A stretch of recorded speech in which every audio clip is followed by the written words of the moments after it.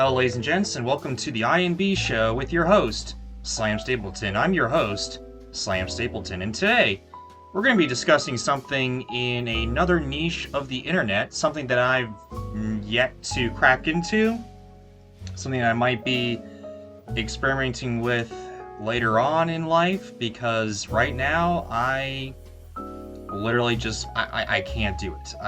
I don't have the capacity to do it at this point in time, but talking about live streaming. Yes, ladies and gentlemen, streamers.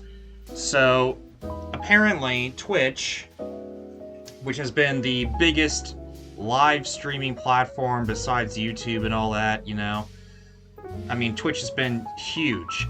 But apparently, since it's been doing a 70-30 split for creators, at least, like 70% goes to Twitch and 30% goes to streamers, that's been kind of a block in modern streaming society and all that, and people have not liked it. And people get preferential treatment, apparently, with Twitch and all that type of stuff. It's very interesting, to say the least, to the point where certain creators that have actually been excused from past mistakes and haven't necessarily been banned from the platform, they've actually moved to another streaming service called Kick. Now, here's the thing, though. A lot of people tend to denounce Kick because Kick is owned by this gambling company. I don't remember exactly what this gambling company necessarily is called, but it's promoted by a gambling company that's been kind of pushing gambling and all that type of stuff. It's not the biggest sect in their streaming service or their streaming platform and all that. It's actually just chatting, I think. Just chatting, and hot tubs are probably big too, since some people kind of moved over there. But yeah, it's not gambling, even though gambling's in the top 5, I think. Gambling's not the top 1.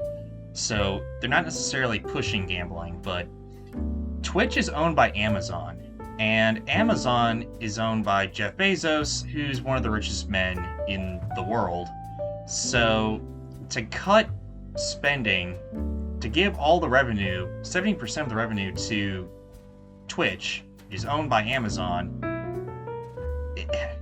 A lot of people are kind of not necessarily liking that type of thing and sees it as kind of unfair. And if I was streaming on Twitch, to be honest, I would see it as unfair as well. That would be kind of a little scummy, to say the least. So the thing is, apparently, a lot of people who were banned from Twitch actually moved to Kick to start streaming there. Like, for instance, a lot of Andrew Tate wannabes have been moved over there, and that's why a lot of people kind of say, oh, Kick is just not necessarily that great, because there's a lot of racy people on there. The only reason why they're there is because they got kicked off of Twitch, so that's kind of the reason why they moved and gravitated toward there. But Kick is starting to reinvent their image as well.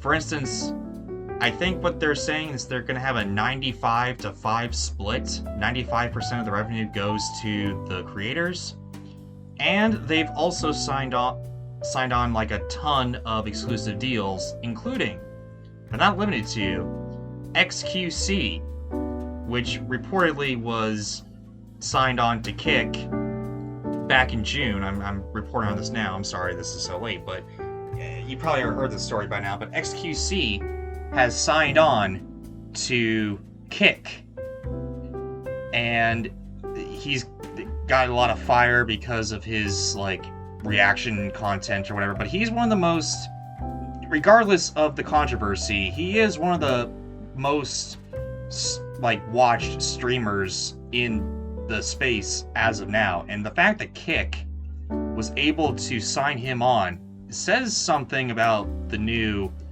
platform, I would assume. It had $100 million for 2 years.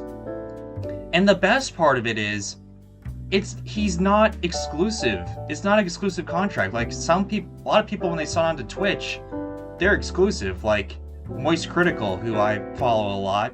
I watch a lot of his stuff. He recently got out of his exclusivity contract with Twitch. Now streaming on YouTube and stuff. Which, yeah, I mean Twitch. If you're on Twitch, you kind of have to it's exclusivity and all that. And I know Valkyrae, who I watch sometimes as well, she's got exclusivity with YouTube and all that. So the fact that it's non-exclusive is something very interesting. It's something very free. I think they're trying to make the name for themselves as being the free streaming place. Also, less than 48 hours later, Amouranth, which is Twitch's most watched female streamer, announced that she was also going to Kick. Although, I guess her deal hasn't been made public, unfortunately, but since that, I've seen her on Twitch and Kick. I haven't actually seen her stuff. I mean, I've seen she's been doing streams. I haven't been following her or whatever.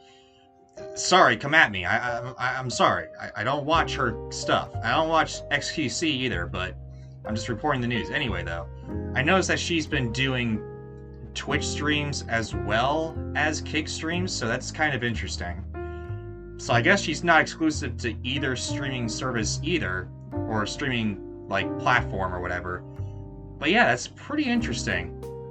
And it just becomes more apparent that Kick is now becoming Twitch's very highly profiled competitor, and it's kind of making Twitch, I would see Twitch as being kind of shaking in their pants a little bit, because a lot of their net revenue is leaving them, and it's kind of interesting. I don't know what exactly they're going to be doing. I know a lot of the ads on Twitch come from Amazon, so I mean, it's whatever for Twitch, but I mean, if hardly anyone's going to be watching your platform anymore, then what's the point, And I know a lot of the ads on Kick are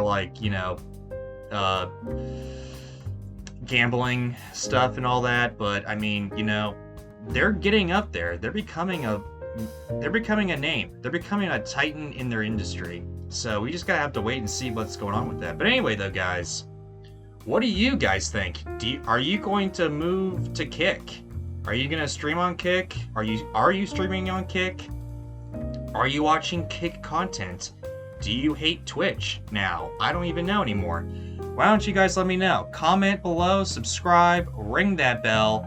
More vids come your way, and hey, take care, guys.